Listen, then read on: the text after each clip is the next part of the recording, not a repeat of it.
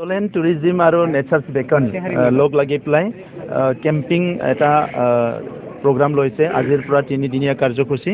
তো চক্ৰশিলা যিটো wild life আছে ইয়াৰ অলপ ইউনিক আছে। এই ইউনিক যিটো কেৰেক্টাৰ, ইউনিক যিটো ইয়াৰ যিটো ভেলু, সেইটো আজিলৈকে যেনেকৈ প্ৰচাৰ হ'ব লাগে সেইটো তেনেকুৱা হোৱা নাই।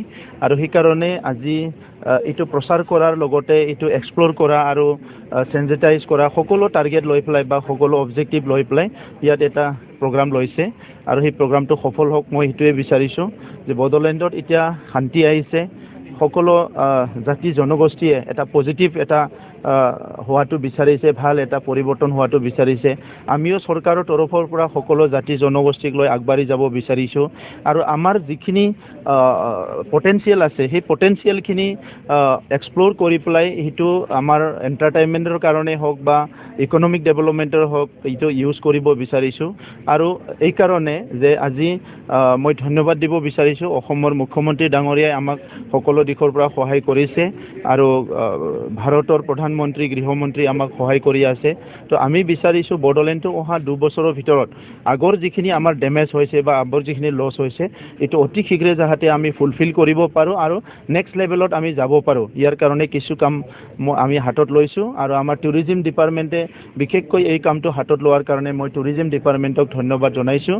আৰু অনাগত দিনত টুৰিজিম ডিপাৰ্টমেণ্টৰ বহুখিনি এজেণ্ডা আছে, এই কথাখিনি আমাৰ EM ডাঙৰীয়াই ক'ব।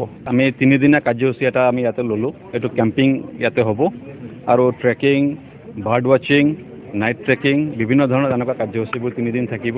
বিভিন্ন ঠাইৰ পৰা অসমৰ বিভিন্ন ঠাইৰ পৰা ডিব্ৰুগড়ৰ পৰা লৈ আজি মানুহখিনি আহি আছে। ৰাতি ইয়াতে 3 দিন হোল্ড কৰিব কেম্পত। আৰু আমাৰ ৱাইল্ড লাইফ চেঞ্চুৰী চক্ৰশিলা, এইটো তেওঁলোকে কেতিয়াও আগতে শুনা পোৱা নাছিলে, যিহেতু এইটো বহু বছৰ আগতে ৱাইল্ড লাইফ চেঞ্চুৰী ঘোষণা কৰা হৈছে। তেনেকুৱাকৈ ইয়াতে একো কাম তেনেকুৱাকৈ কৰা নাছিলে কোনো গভৰ্ণমেণ্টে। তো আজি আমাৰ নতুন গভৰ্ণমেণ্ট অহাৰ পিছত মাননীয় প্ৰমোদ বড়ো ডাঙৰীয়াৰ নেতৃত্বত আজি এইখিনি কাম হৈ আছে। আজি ফৰেষ্টৰো EM আহিছে, ফৰেষ্ট আৰু টুৰিজিম একেলগে আমি লগ লাগি কিনে ইয়াতে কামবোৰ কৰি যাম। তো ইমান বছৰ চক্ৰশিলা ৱাইল্ড লাইফ চেঞ্চুৰীটো হৈছে কিন্তু টুৰিজিম প্ৰমোশ্যনটো হোৱা নাছিল। তো শ্ৰী প্ৰমোদ বড়ো ডাঙৰীয়াৰ নেতৃত্বত যিটো গভৰ্ণমেণ্ট তেওঁলোকে চক্ৰশিলাক গুৰুত্ব দিছে, সেইকাৰণে আমি বহুত ভাল পাইছোঁ। আমাৰ অবজেক্টিভটো এইটো এণ্টায়াৰ বড়োলেণ্ড এৰিয়াত কেম্পিং ফেষ্টিভেল বহুত ছাকচেছফুল হ'ব। যেহেতু ইনফ্ৰাষ্ট্ৰাকচাৰ এই মুহূৰ্তত নাই, কেম্পিং ফেষ্টিভেলটোক যদি আমি পপুলাৰাইজ কৰি দিওঁ আৰু লগে লগে নেচাৰ কনজাৰ্ভেশ্যন প্ৰগ্ৰাম, প্ৰকৃতি সংৰক্ষিত হ'ব লাগিব, জংঘল বাচিব লাগিব, তাৰ পিছতে ইক' টুৰিজিম হ'ব, তাৰ পিছতে ফেষ্টিভেল হ'ব। সেই কথাখিনি আগত ৰাখি পেলাই আমি 3 দিনীয়া কেম্পিং ফেষ্টিভেল পাতিছোঁ। আমি Nature's Bacon and Bodoland tourism আমি জইণ্টলি সেইটো পাতিছোঁ।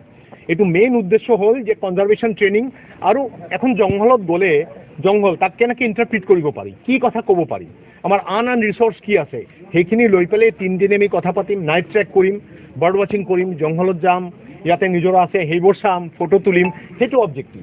বেচিকেলি বড়োলেণ্ড এৰিয়াত কেম্পিং ফেষ্টিভেল পপুলাৰাইজ কৰাৰ এটা ড্ৰাইভ আমি দিছোঁ। আৰু থেংকছ যে বড়োলেণ্ডৰ আমাৰ forest EM, tourism EM and Pramod Boro যিহেতু তেওঁ চিফ, চবেই মিলি সহযোগিতা কৰিছে।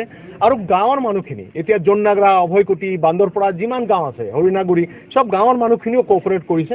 আৰু এই গাঁৱৰ মানুহৰ কোঅপাৰেশ্যনৰ মাজেৰে টুৰিজিমটো গ্ৰ' হ'ব।